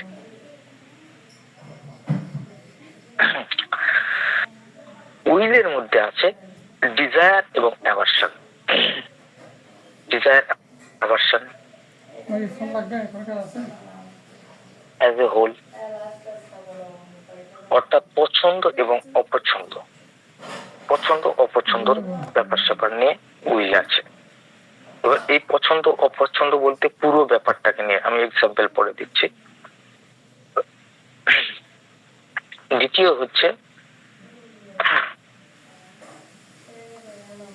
desire and aversion of sex, desire aversion of food, খাদ্যের হ্যাবিট, যেটা আমরা এই যে খাদ্যের মোডালিটিস, ফুড মোডালিটিস নিয়ে, যে কি খাইতে ভালোবাসে, হ্যাঁ, কি ধরনের ব্যাপার স্যাপার সে পছন্দ করে, কি ধরনের খাদ্য, লবণ বেশি লাগে নাকি না মাংস বেশি পছন্দ করে, না চর্বিওয়ালা মাংস পছন্দ করে, এই যে ফুড মোডালিটিস, এটা কিন্তু অ্যাকচুয়ালি মেন্টাল সিমটমস। কেননা এখানটায় একটা ব্যক্তির রুচির সৃষ্টি হয়, রুচি, আর রুচির ব্যাপারটা মাইন্ড কন্ট্রোল করে। রুচি, তার কি ধরনের খাবারের ক্রেভিংস হচ্ছে সেটা তার মাইন্ডের কন্ট্রোলের মধ্যে থাকে। এবং desire aversion of special sense, special sense সম্পর্কে ডিজায়ার এবং অ্যাভারশন,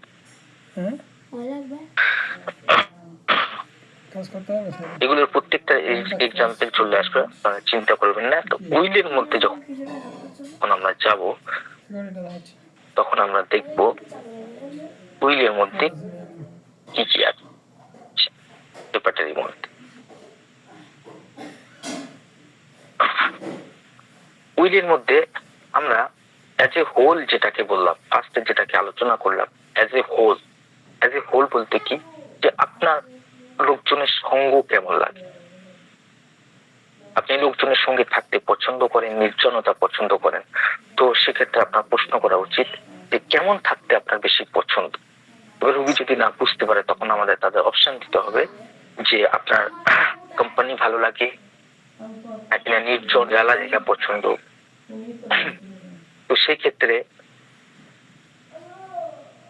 আমরা দেখি নানান ধরনের মেডিসিনের নানান ধরনের ব্যাপার। নার্স ভূমিকা সে হচ্ছে কি কোম্পানি অ্যাভার্সন করে, অ্যালোন থাকলে সে চায় যে আমাকে কেউ ডিস্টার্ব না করুক, বিরক্তি লাগে তার।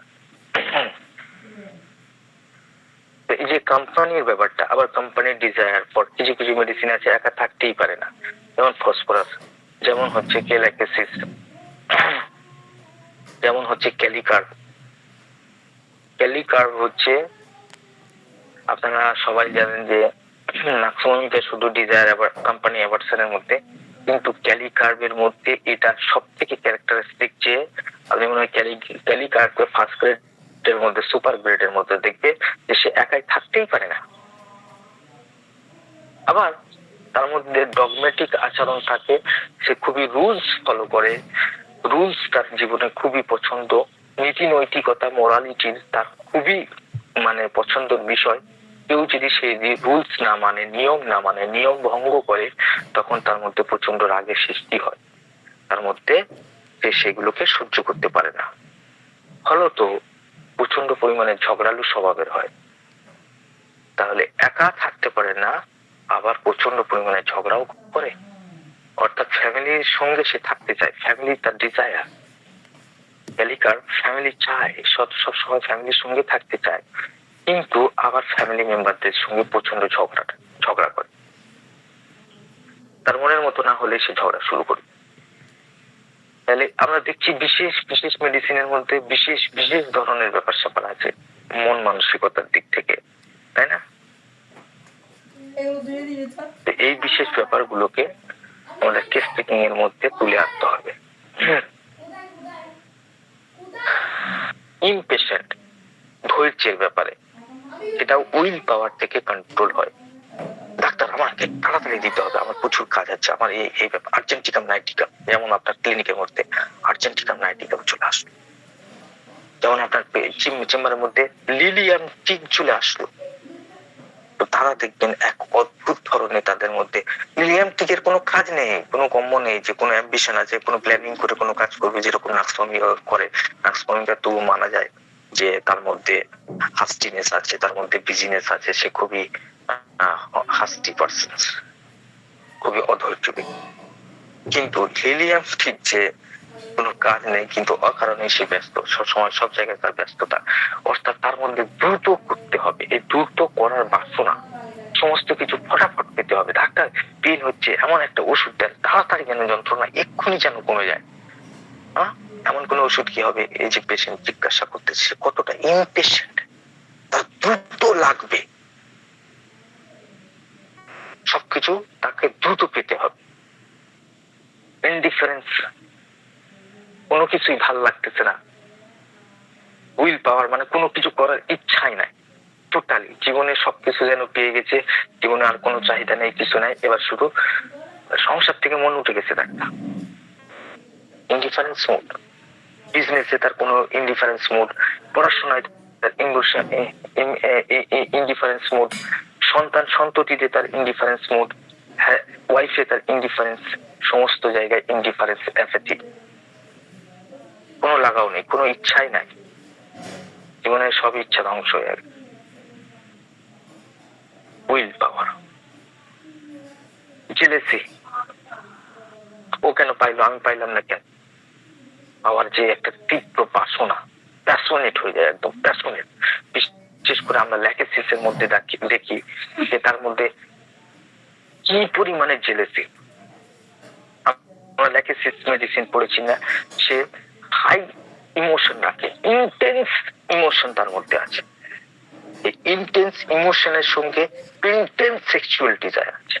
এই ইন্টেন্স সেক্সুয়াল ডিজায়ার, সেক্সুয়াল ইচ্ছা আর এই যে ইন্টেন্স ইমোশন, দুইটারে কম্বিনেশন করলে যে পার্টনারের সঙ্গে সে যুক্ত হবে, সেই পার্টনার কেবলমাত্র তার দিকে যদি কেউ চোখ দিয়ে তাকায়, সেটাও তার খুব খারাপ লাগে।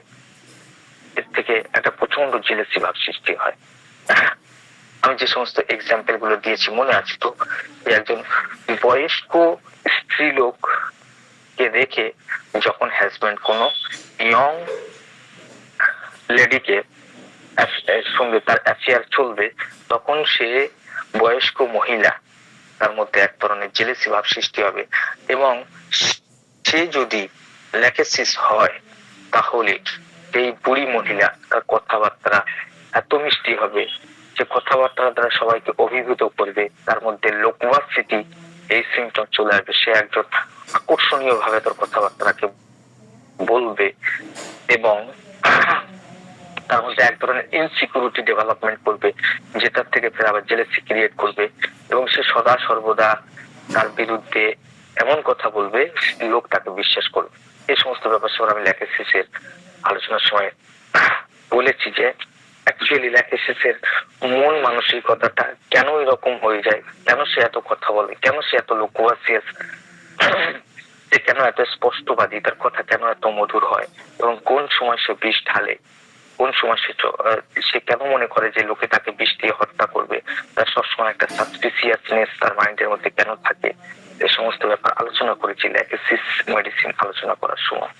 এই যে জেলেসি সিমটমস, এটা উইল পাওয়ার থেকে জেনারেট হয়, যেখানে একটা ইন্টেন্স প্যাশনেট, সে সমস্ত কাজের প্রতি প্যাশনেট, এবং সেই প্যাশন থেকে এটা ক্রিয়েট করে জেলেসি ভাবটা সৃষ্টি হয়। লোকওয়াসিটি, তো বলতে বলতে লোকওয়াসিটি চলে এসছে, প্রচন্ড কথা বলার ইচ্ছা, তার মন ভরে না কথা বলে, তার মন ভরে না কথা বলে। উইল পাওয়ার, যে কথা বলতে খুবই ভালোবাসে, এই যেখানে ভালোবাসে এন তেন এই সমস্ত ব্যাপারগুলো আসবে। আমি খেতে ভালোবাসি, আমি কথা বলতে ভালোবাসি, এটি সমস্ত কিছু উইল পাওয়ার। উইল চ্যাপ্টারের মধ্যে উইল চ্যাপ্টার, অবস্টিনেট, প্রচন্ড জেদ, এটা করবই, পৃথিবীর যা যেটা হয়ে যাক, বাবা মা যত মানা করুক, যাই করুক, আমাকে করতেই হবে। Strong will power. অবস্টিনেট ব্যক্তির মধ্যে সব থেকে বেশি শক্তিশালী থাকে তার উইল পাওয়ার।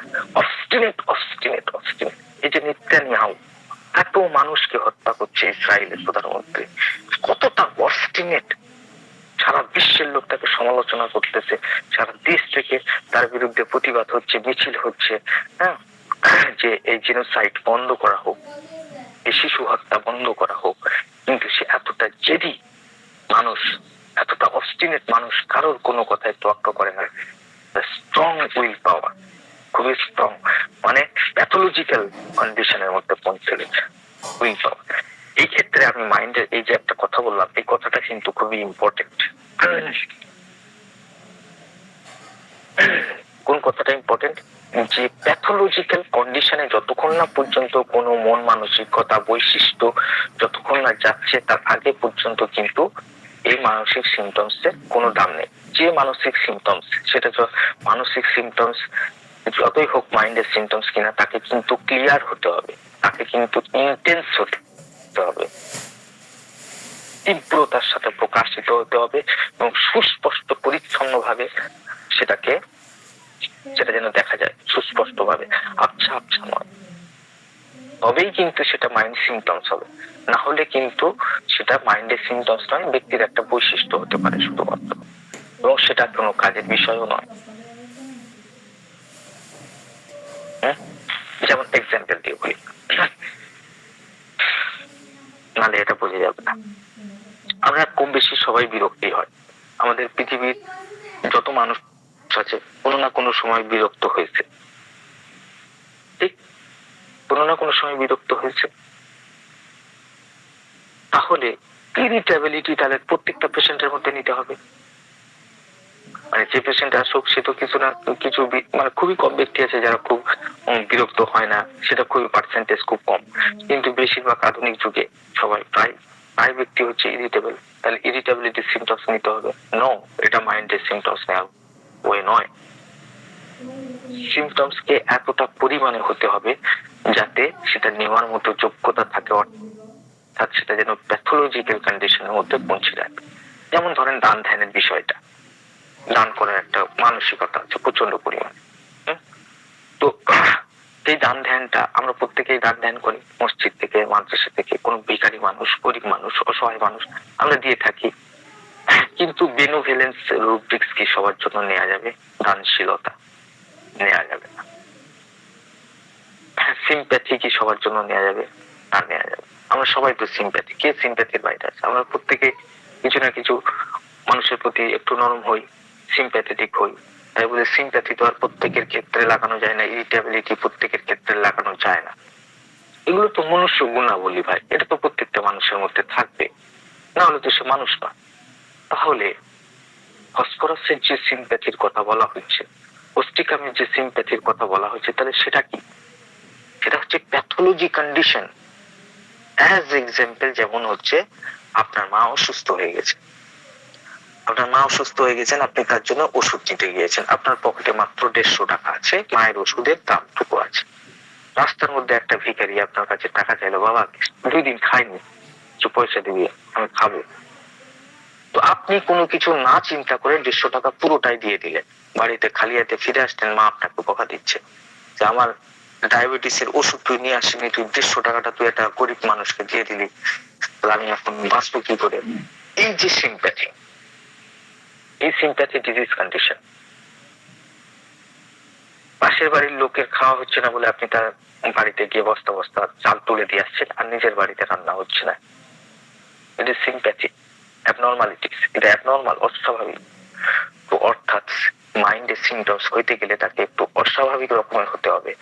অস্বাভাবিক কি স্বাভাবিক সেটা কিভাবে বুঝবো?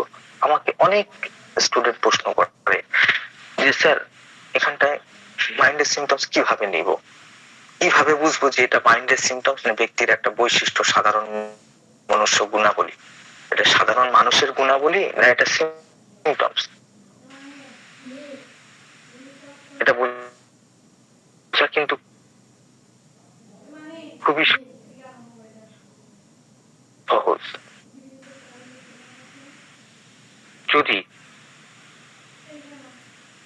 যদি এক কথায় এর উত্তর দেওয়া যায়, যদি সেই অভ্যাসটা বা সেই স্বভাবটা বা সেই গুণটা যদি তার ব্যক্তিগত জীবনে সমস্যার সৃষ্টি করে বা সামাজিক জীবনে বা তার ফ্যামিলির জীবনে যদি সমস্যার সৃষ্টি করে, ট্রাবলস ক্রিয়েট করে, দেন এটা সিমটমস।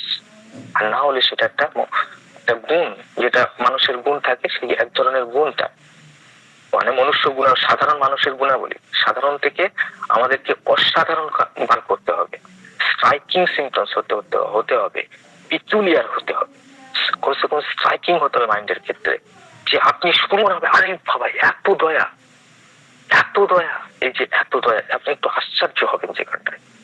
এটা তো কোনো 10 জন মানুষের মধ্যে খুঁজে পাওয়া যাবে না, 100 জন মানুষের মধ্যে খুঁজলে তো এরকম মানুষ পাওয়া যাবে না। দেন এরকম মানুষ না, সরি, এই গুণটা তো পাওয়া যাবে না। দেন এটা হবে মানসিক সিমটমস। সবাই তো সবার সঙ্গে থাকতে ভালোবাসে, কোম্পানি ডিজায়ার সবার মধ্যে আছে ভাই, কেউ একা থাকতে চায়? মানুষ তো সামাজিক প্রাণী, তাই বলে সবার ক্ষেত্রে কি কোম্পানি ডিজায়ার গড়পড়তে বসিয়ে যাবে? নো। সেক্ষেত্রে আপনাকে বুঝতে হবে যে, যেমন একজন ভদ্রমহিলা আমাকে বলছিলেন, ডাক্তার যখন আমি একা থাকি, আমার 2টো ছোট ছোট বাচ্চা আছে, আমার হাজবেন্ড যখন আমার বাড়ির বাইরে চলে যায়, কাজে চলে যায়, আমার সেই সময় এত একা লাগে, মানে আমার মনে হয় যেন পুরো ঘর আমার খাইতে আসতেছে, আমি থাকতে পারি না, আমি ছুটে পাশের বাড়ি চলে যাই, সেখানে আমি ঘন্টার পর ঘন্টা গল্প করতে থাকি, আমার খুব ভালো লাগে, গল্প করতে আমার খুব ভালো লাগে। আর বাড়িতে আমি আসতে পারি না, আমি প্রায় পাড়ার মেয়েদের বলি যে আমাদের বাড়িতে এসে একটু গল্প করে যেতে পারিস না, আধা ঘন্টা 1 ঘন্টা করে, আমি একা থাকি। হ্যাঁ, লোকের কাছে কাতর ভাবে অনুরোধ করতেছে। It is company desire, company aversion. আমাদের মধ্যে মাঝে মাঝে আমরা যখন খুব ক্লান্ত হয়ে ক্লিনিক থেকে ফিরি, তখন মনে হয় বাড়ি বাচ্চা কাছে বা গায়ের কাছে না আসলে ভালো লাগবে, তখন ওয়াইফের কথাবার্তাও তখন বিরক্তকর লাগে। কিন্তু সকালে উঠলেই আবার বাচ্চাদের ভালো লাগে, আবার বউ বাচ্চা ভালো লাগে। তাহলে এই যে কোম্পানি অ্যাভারশন, এখানে কোম্পানি অ্যাভারশন কি নেওয়া যাবে? 100 টাকার প্রশ্ন এটা, এটা আজকে ভালো করে বুঝে নেন। এগুলো সমস্ত জেনারেল কথাবার্তা বলছি, নেক্সট টাইম এই কথাগুলো বলবো না, তখন চ্যাপ্টার ওয়াইজ পড়াশোনা করবো আমরা। উইল থেকে কি কি সিমটমস নেওয়া যায়, কিভাবে প্রশ্ন করা যায়, ইমোশন থেকে কি প্রশ্ন করা যায়, এগুলো আলাদা আলাদা চ্যাপ্টার ভিত্তিক আলোচনা হবে। আজকের ওভারঅল একটা লুকস বা ভিউ। তাহলে এখানে কি কোম্পানি অ্যাভারশন নেওয়া যাবে, যে সকালে সন্ধ্যাবেলায় মন মানসিকতা আমার অ্যাভারশন আছে, সকাল পর্যন্ত ঠিক হয়ে গেল? নো, ইট ইজ নট মানসিক symptom, no mental symptom. Company aversion নিলে আপনি ভুল করবেন, মারাত্মক ভুল করবেন। মাইন্ডের ক্ষেত্রে একটা ভুল মানে আপনার ভুলের মাত্রা অনেক বেশি, 3 গুণ বেশি, জেনারেলের থেকে 3 গুণ বেশি বড় ভুলটা করেছেন ওভারটাইম। ওই জন্য মেডিসিনটা ঠিক হয়নি, ওই জন্য মেডিসিনটা কাজ করেনি, ওই জন্য মেডিসিনটা পার্সিয়ালি কাজ করেছে। তাই মেন্টাল জেনারেল নিতে গেলে আপনাকে অতিরিক্ত মাত্রায় সতর্ক হতে হবে এবং ক্রস ভেরিফাই করতে হবে যে সত্যিকারের অর্থে এই সিমটমসটা পেশেন্টের মধ্যে আছে কিনা। বেশিরভাগ কুমারী মেয়ে যাদের বিয়ে হয়নি, বিয়ে হওয়ার প্রাক সিচুয়েশনের মধ্যে, যখন 16, 17, 18 বছর বয়স, সেই সময় তারা খুবই ইমোশনাল থাকে। মেয়েরা তো এমনি ইমোশনাল, আর সেই সময় ইমোশনালি বেশি হাই থাকে। সেই সময় বাবা মা একটু বড় কথা বললে, মেয়ে বড় হয়ে গেছে, একটু চড়া মেজাজে কথা বললে, একটু ধমক দিলে, একটু সমালোচনা করলে মেয়েরা কাঁদে। তাই বলে প্রত্যেক 17, 18 বছর মেয়ের মধ্যে আপনি উইপিং ইজিলি নিয়ে পালসে ঠেলে দিতে থাকবেন? নো, রং মেথড, রং পারসেপশন, বোঝার ভুল হয়েছে। তাহলে আপনি একটাও কুমারী মেয়েকে পালসে ঠেলে না দিয়ে থাকতে পারবেন না।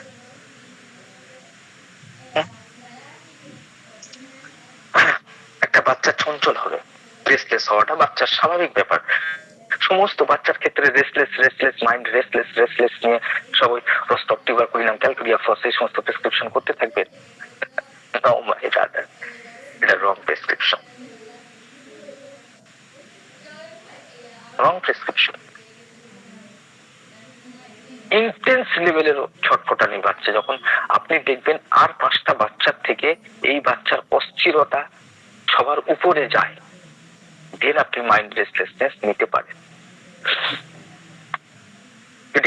আপনারা কি বুঝছেন যে মাইন্ডের সিমটমস? ওই কিছু কিছু ডাক্তার আছে হাইরে সব জায়গায় ইরিটেবল লাগায় যাচ্ছে পেশেন্ট। আরে ভাই, রোগ জর্জীর্ণ শরীরে দীর্ঘদিন ধরে রোগ খেঁচতে খেঁচতে মানুষ একটু অটোমেটিক ভাবে ইরিটেবল হয়ে যায়।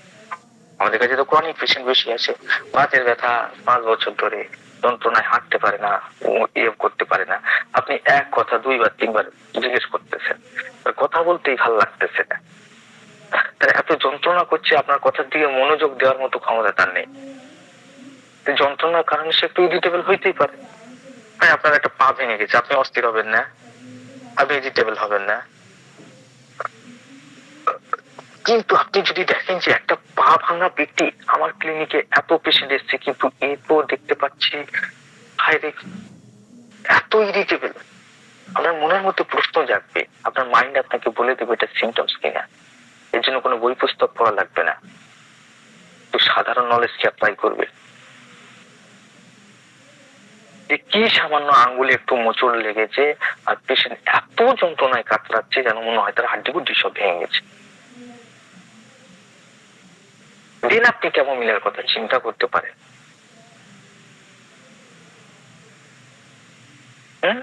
ক্রস ক্রস বোঝেন তো? ক্রস মাইন্ড, ক্রস কেমন মিলা ফার্স্ট গ্রেড, ইরিটেবল, এক্ষেত্রে আপনি নিচ্ছেন কেমন মিলে। গালি গালাজ করছে, যন্ত্রণার চোটে গালি গালাজ করছে, কার গায়ের কাছে আসতে দিচ্ছে না, চেঁচাচ্ছে, স্ক্রিমিং, মাইন্ড স্ক্রিমিং, চিৎকার করে কাঁদতেছে বিশ্রী ভাবে, মনে হয় গালে গিয়ে 2টা থাপ্পড় দিবে। কেমন মিলা? যন্ত্রণা হচ্ছে, ফুঁপিয়ে ফুঁপিয়ে কাঁদছে, চোখ থেকে পানি বেরোচ্ছে, আপনার থেকে খুব মায়া লাগছে, সোবিং করছে, সোবিং সোবিং, উইপিং এর একটা কোয়ালিটি সোবিং, ফুঁপিয়ে ফুঁপিয়ে কাঁদা করে কাঁদছে, চোখ থেকে পানি পড়ছে, দেখে আপনার মায়া লাগছে। সেক্ষেত্রে কেমন মিলা নয়, সেক্ষেত্রে পালসেটিলা। অবজারভেশন স্কিলকে খুব মজবুত রাখতে হবে মাইন্ড সিমটমস কালেকশন করতে। না বুঝতে পারলে মাইন্ড সিমটমস ছেড়ে দেন, কিন্তু একটা ভুল মাইন্ডের সিমটমস নিলে আপনার প্রেসক্রিপশনে 12টা পেজ যাবে 100%। মাইন্ড যেমন খুবই ইম্পর্টেন্ট, এমন ভুল ভাবে নিলে তেমনই খারাপ, বিপজ্জনক জিনিস, আগে বুঝতে হবে। তো এই যে অবস্টিনেট যে আমি কথাটা বললাম, যে এত পরিমাণে জেদি, এত পরিমাণে জেদ, তার এত পরিমাণে জেদ যে ধ্বংস হয়ে যায়। আমার 2 বিঘে জায়গায় চলে যায়, যা ভাইয়ের আমি 12টা বাজারে ছাড়বো, হ্যাঁ, ভাই আমার সঙ্গে এই বেমানিটা করলো, 2 বিঘে জায়গা চলে যাচ্ছে আর 2 শতক জায়গার জন্য 10 বছর ধরে কেস লড়তেছে। আপনি এই গল্পটা শুনলেই সেখানে একটা অবস্টিনেট +3 পড়ে। আপনি কিছু জিজ্ঞাসা করলেন না, ওই ঘটনায় থেকে পেয়ে গেলেন কতটা তার মনের মধ্যে জেদ।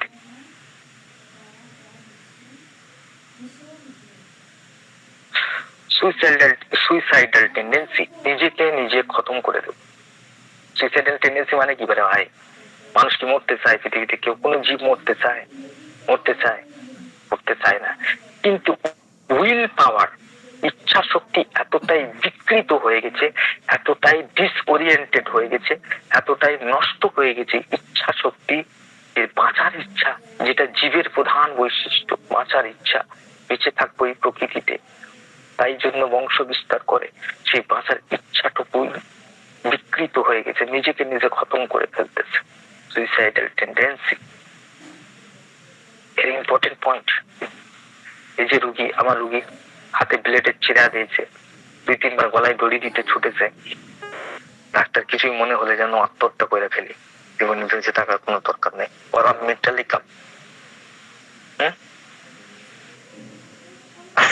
সাসপিসিয়াস, সেই পরিমাণে সাসপিসিয়াস, আমার বিরুদ্ধে লোকে ষড়যন্ত্র করছে, আমার বউ কোথাও অ্যাফেয়ারে লিপ্ত আছে, সদা সর্বদাই মনের মধ্যে সন্দেহ, আমাকে কেউ ধ্বংস করে ফেলবে না, যে আমাকে কেউ নষ্ট করে ফেলবে না, আমার সম্পত্তি কেউ যেন দখল না করে নেয়, আমার বাচ্চাটা যেন বিগড়ে না যায়, অতিরিক্ত পরিমাণে নিজেকে সেভিং করার একটা প্রচন্ড প্রচেষ্টা চলতেছে ভিতর থেকে। খুবই কি বলে ওটাকে, ইংরেজি শব্দ মাঝে মাঝে একটা দুটো ইংরেজি শব্দ ভুলে যায়, এত কমন শব্দ ভুলে যায়, কেন হইতেছে এটা বুঝতেছি না। এতটাই কনজারভেটিভ হয়ে যায়, এতটাই রক্ষণশীল, মানে রক্ষণাত্মক হয়ে ওঠে, যেটা বাংলায় শব্দ হচ্ছে রক্ষণাত্মক, নিজেকে প্রচন্ড বাঁচাবার প্রচেষ্টা, সেখান থেকে সাসপিসিয়াসনেস ক্রিয়েট করে, যে কে কোথায় কোথায় থেকে আমাদের ধ্বংস না করে ফেলে, আমার সম্মান, আমার স্ট্যাটাস, আমার বিজনেস, এই সমস্ত কেউ হরপ না করে নেয়। যেমনের মধ্যে একটা সবসময় আনসিকিউর ফিলিং থেকে সাসপিসিয়াসনেস আসে। সাসপিসিয়াসনেস হচ্ছে মাইন্ডের আনসিকিউর ফিলিংস থেকে আসে, সিকিউর নয়, সে নিরাপত্তার মধ্যে নাই, তার নিরাপত্তা খুবই দুর্বল, সেই ব্যক্তির মধ্যে সাসপিসিয়াসনেস আছে। Getting my point?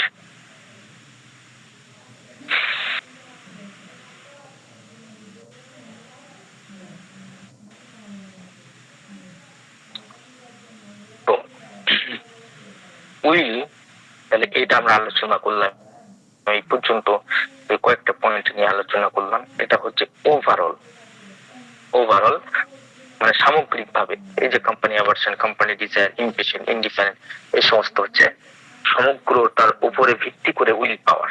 এবারে বিশেষ বিশেষ ব্যাপারে যদি এবার আমরা যদি সেগুলো টুকরো টুকরো ব্যাপারে দেখতে যাই, যে সেক্সের ব্যাপারে তার ইচ্ছা কেমন বা অনিচ্ছা কেমন, ইচ্ছা এবং অনিচ্ছা দুইটাই পাশাপাশি চলতে থাকবে, তাহলে সেক্ষেত্রে আমরা দেখি aversion to harassment, lasciviousness, lewdness, লম্পট, কামুক প্রচন্ড বেশি, রাস্তা থেকে মেয়ে গেলে একদম পুরো ফ্যালফ্যাল করে তাকায় থাকে, জরিপ চলতে থাকে, চোখের মাধ্যমে জরিপ চলতে থাকে, লালায়িত দৃষ্টি নিক্ষেপ করে, lasciviousness, মানে কি অদম্য সেক্সুয়াল ইচ্ছা,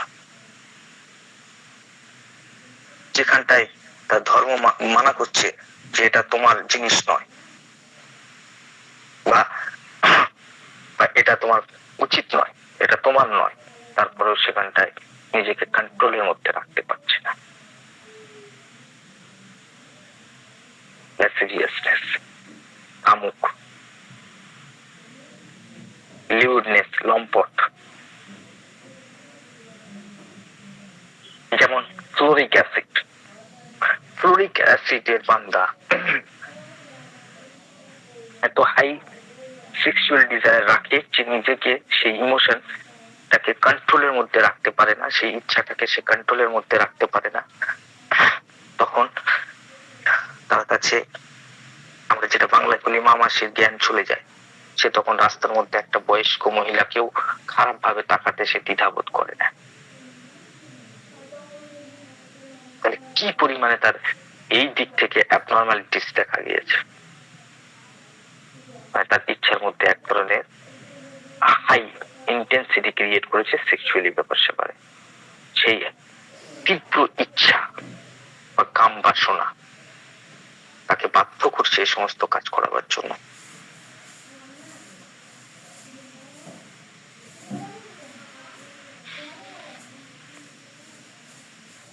লিবার্টিনিজম, লিবার্টিনিজম হচ্ছে একটা আছে অ্যাডাল্টেরাস, এখানে নেই। অ্যাডাল্টেরাস মানে হচ্ছে ব্যভিচার, আছে লিবার্টিনিজম অর্থাৎ যেখানে ব্যভিচার হয় কিন্তু এমন ব্যভিচার যেটা হচ্ছে সামাজিক রীতিনীতির বাইরে। যেমন আমাদের ইন্ডিয়ান যে কালচার আছে সেক্সুয়ালি ব্যাপার স্যাপারে, সেই সমস্ত বাইরে গিয়ে এমন কিছু করা যেটা কখনো কেউ করে নাই। এর একটা এক্সাম্পল, যেমন ধরেন কোনো একজন মহিলা হিন্দু খ্রিস্টান সমস্ত ধরনের ছেলের সঙ্গে নিজের কানেকশন রেখেছে,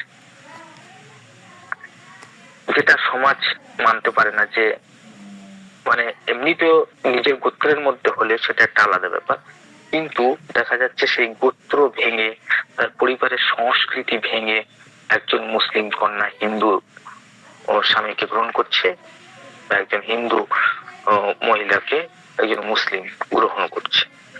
আমি ভালো ন্যায় অন্যায়ের কথা বলতেছি না, আমি তার ইচ্ছাটাকে দেখতেছি কতটা বিকৃত হয়েছে। যে এই সমাজে সে একজন বান্দা, কিন্তু সে কোনো রুলস, কোনো নিয়ম, কোনো সভ্যতা, কোনো সংস্কৃতি সমস্ত কিছুকে ওভারটেক করে গিয়ে সে সেই জিনিসটাকে একসেপ্ট করছে। এটাকে লিবার্টিনিজম বলে। নিম্ফোম্যানিয়া,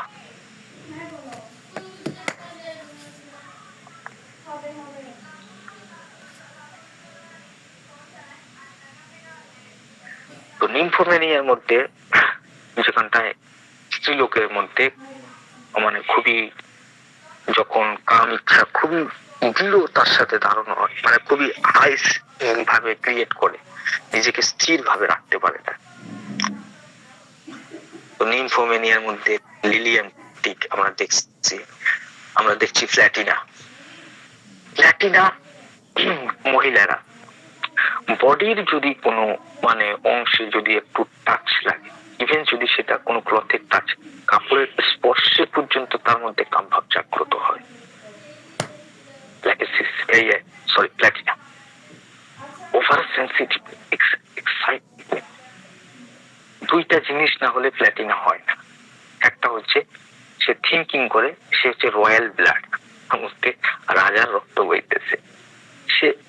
সে সমস্ত মানুষকে অতিরিক্ত পরিমাণে হীনতার সাথে দেখে, সব ছাগল, ও একা মানুষ, বুঝছেন না? ইভেন সে মনে করে এই ফ্যামিলিতে জন্মগ্রহণ করাটা তার ভুল হয়েছে। সে তো কোনো রাজার ঘরের, মানে তার যা বৈশিষ্ট্য, তার যা রূপ, তার যা গুণ, সে তো এই ফ্যামিলির মানুষ হইতেই পারে না। তার মধ্যে এমন একটা ডিলুশন ক্রিয়েট করে সে ভাবে, হ্যাঁ এই ফ্যামিলির মধ্যে থেকে তো আমি বিলং করি না, আমার স্ট্যাটাস অনেক হাই। প্ল্যাটিনা। আর সেকেন্ড হচ্ছে বৈশিষ্ট্য, যেখানে এই দুটা বৈশিষ্ট্যের কম্বিনেশন দেখবেন সেখানে 90% প্ল্যাটিনাই যাবে।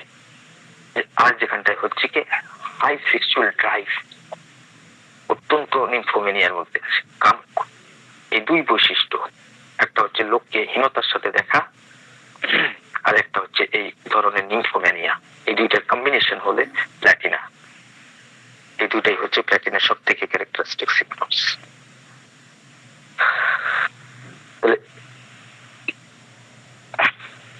এছাড়া এখানটায় অনেক মিসিং আছে, এটা মনে হয় কেন্ট লেপার্ট্রি থেকে করেছে।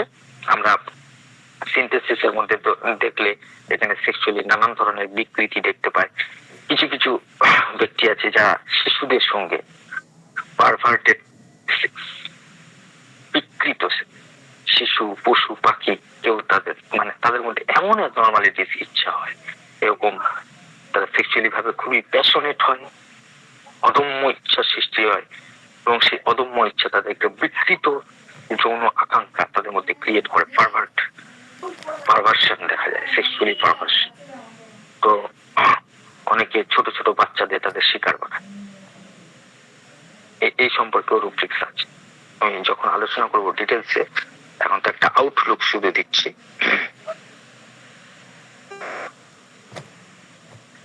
কিছুদিন আগে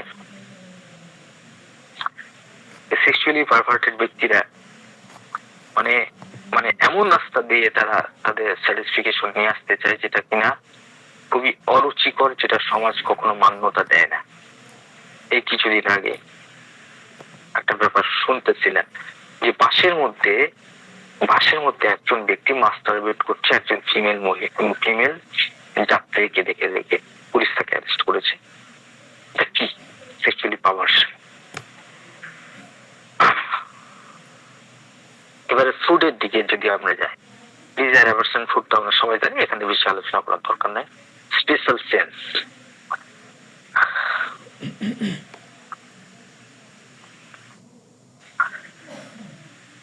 আমরা একটা মেডিসিন পড়ছিলাম ল্যাক ক্যানাইনাম। তো ল্যাক ক্যানাইন নামে ব্যক্তির মধ্যে অদ্ভুত ধরনের একটা নেগেটিভিটি আছে, সমস্ত কিছু তার কাছে হতাশাজনক, দুঃখজনক। সে মনে করে আল্লাহ তাকে ক্ষমা করবে না, তাকে তার পাপের সাজা দেয়া হচ্ছে, পৃথিবীতে যাবতীয় দুঃখ আর পৃথিবীতে সুখ এবং দুঃখ আছে। কিন্তু ব্যক্তি যা কিছু ঘটে মনে করে তাকে তার পাপের সাজা আল্লাহ দিচ্ছে। একটা নেগেটিভ থিঙ্কিং, এই যে একটা নেগেটিভ সেন্স তার মনের মধ্যে সবসময় করে, ব্ল্যাক এন্ড সাম্বার এভরিথিং, সমস্ত কিছুকে সে কালো রূপে দেখে। লাইট ডিজায়ার ফর, আলোর প্রতি। কিছু কিছু বাচ্চা লাইট বন্ধ করে দিলে চেঁচাবে, ইভেন অনেক বয়স্ক মানুষও লাইট জ্বালিয়ে ঘুমায়। ডাইরেক্ট আপনি এইভাবে লাইট ডিজায়ার নিতে পারেন। আবার লাইট ডিজায়ারে মেটাফরিক মানে আছে, সেগুলো আমি পরে আলোচনা করবো মাইন্ড চ্যাপ্টারের মধ্যে। সেখানটায় লাইট অর্থাৎ আমার শরীরের মধ্যে কি হয়েছে কোনো ডাক্তার ধরতে পারছে না, এক্সরে পর এক্সরে করতেছে, ডাক্তারের পর ডাক্তার চেঞ্জ করছে, ডাক্তার তাকে বুঝাইতেছে, হ্যাঁ, বা পেশেন্ট অস্থির হয়ে আছে, ডাক্তার আমার কি হয়েছে, কোনো ডাক্তার বলতেছে না যে কি হয়েছে, সবাই বলতেছে রিপোর্ট ঠিক আছে। কিন্তু আমি বুঝতেছি না যে আমার মধ্যে এত কেন কষ্ট হইতেছে।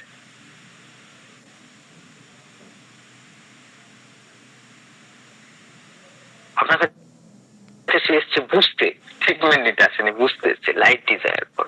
অর্থাৎ আপনি কিছু এমন বলেন যাতে তার মনটা আলোকিত হয়, সে যেন বুঝতে পারে যে তার এত কিছু কষ্ট কেন হইতেছে। লাইট ডিজায়ার ফর, এভাবেও লাইট ডিজায়ারকে সেট। আবার আমরা যে দেখি সিনা অ্যান্টিয়াম ক্রুডের বাচ্চাগুলোকে, যেমন ক্রুড, এরা এতটা ইরিটেবল হয়ে যায়, ভিতর থেকে এতটা ইরিটেবল হয়ে যায়, আপনি যদি তাদের দিকে তাকিয়ে থাকেন না, তাকালে তাকে উপযুক্ত সহ্য করবে না। আমাদের কেন তাকিয়ে আছে মনের মধ্যে সবসময়, বাচ্চাটার মনটার ভিতরে যদি আমরা ঢুকি, আমরা অবজার্ভ করি, ডাক্তার কেন আমার দিকে তাকিয়ে আছে, বিরক্ত লাগতে চায়, আমার দিকে মানে সেজন্য বলতে চায় look at cannot bear to be, অর্থাৎ cannot bear to be looked at, তার দিকে তাকানো হোক সে এটা চায় না, এটা সহ্য করতে পারে।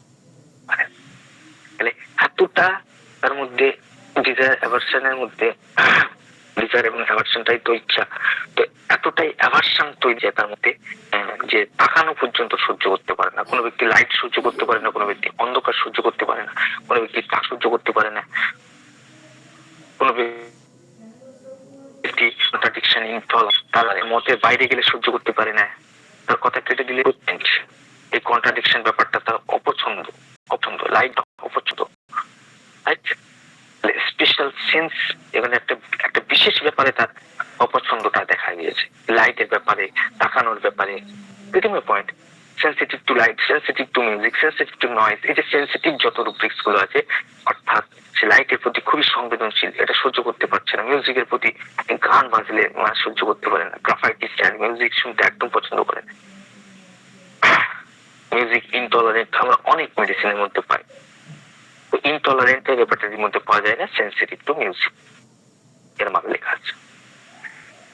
কিছু কিছু মেডিসিন আছে তারা নয়েজ সহ্য করতে পারে না, চেঁচামেচি হই হট্টগোল শুনতে পারে না, নিতে পারে না নিচে থেকে। ইভেন কাগজের খড়মড় আওয়াজ, এটাও সহ্য করতে পারে না। কোন মেডিসিন বলেন তো? কাগজের যে একটা খড়খড় আওয়াজ, এটুকুও সহ্য করতে পারে না। হ্যালো, আপনার কি ঘুমায় পড়লেন? হ্যালো, কি হলো, ব্যাপারটা কি হলো? জেগে আছি ভাই, শুনছি কয়েকদিন আগে পড়ছিলাম মেডিসিনটা। হ্যালো, মনে নাই। শোনা যাচ্ছে? জি জি স্যার, শোনা যাচ্ছে। হ্যাঁ শোনা যাচ্ছে স্যার। এসারাম ইউরোপিয়াম। আচ্ছা আচ্ছা, মনে হচ্ছে সম্ভবত। এটা হচ্ছে বুনন yes yes, very good, thank you very much. এছাড়া ইউরোপিয়াম আরেকটা মেডিসিন আছে না, জানো? স্টেরামেট আছে না? জি স্যার, ফেরামেট। স্যার এখানে তো বেশ কয়েকটা আছে, এখন এটা সেরাম, ক্যালকেরিয়া, সেরাম লাইফ, অনেকগুলো আছে, জিঙ্কাম আছে। আমার মনে পড়ছে না মেডিসিনটা। একটা খুব একটা ভালো মেডিসিন ছিল, সিনথেসিস রেপার্টরিও খুলতেছে না, মোবাইলে খালি পাক দিচ্ছে।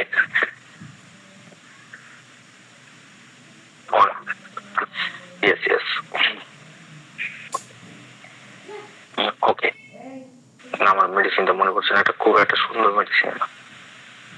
যাই হোক, ওগুলো তো আছেই আছে। আমি যেটা বলতে ছিলাম সেটা আমি ভুলে গেছি,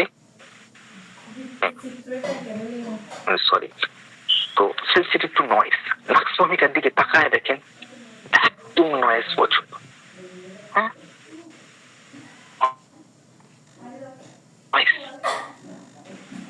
এমনিতে মাথার যন্ত্রণা হলে বেশিরভাগ মেডিসিন আমি দেখেছি রেপার্টরির মধ্যে তিনটে জিনিস অপছন্দ করে: নয়েজ, লাইট, সাউন্ড।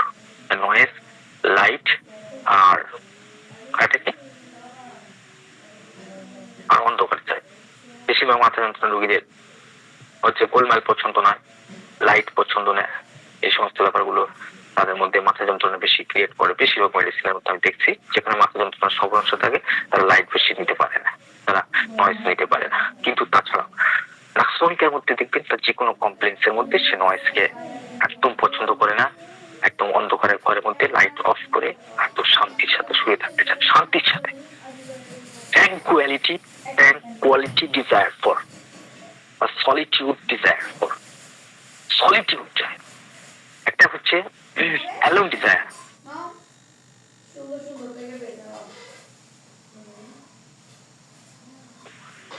ঘরের মধ্যে থাকবো।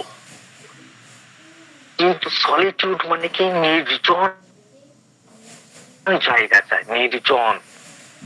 অর্থাৎ কোন দ্বীপের মধ্যে, সমুদ্রের পাড়ে, পাহাড়ের মাথায়, বা ঘরের মধ্যে কোন একটা বাগান আছে সেই বাগানের মধ্যে,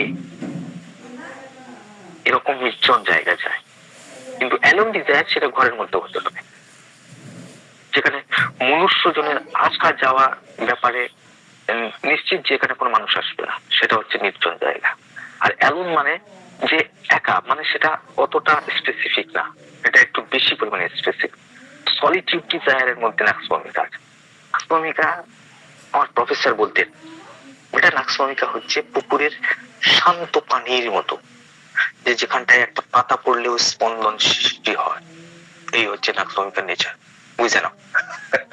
অদ্ভুত কথা বলতে, একটা পাতা পড়লেও সেখানে স্পন্দন ক্রিয়েট করবে। ওই জন্য নাক্সভমিকা চায় একদম শান্ত পরিবেশ, তাকে কেউ যেন ডিস্টার্ব না করে। তো সেন্সিটিভ নয়েজ সম্পর্কে বলতেছি না।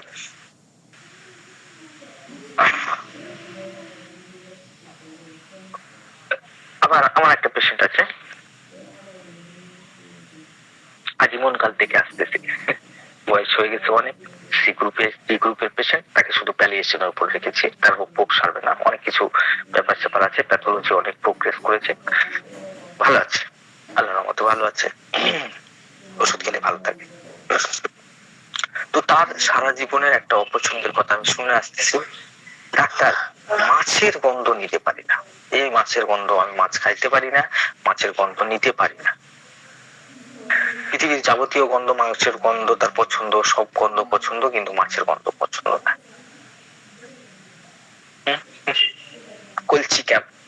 কলচিকামের মধ্যে এই ধরনের সিমটমস আছে। ফিশ কলচিকাম, তো ফিশ দূরের কথা, মাঝে মাঝে এই পেশেন্ট আমাকে বলে রান্নার যে স্মেল, রান্না করলে যে একটা খুশবু ছড়ায়, আমার খুব ভালো লাগে রান্নার। আমি একটু ভোজন রসিক মানুষ, তো খাই কম, কিন্তু ভালো ফ্লেভার আমাকে খুব উদ্দীপ্ত করে।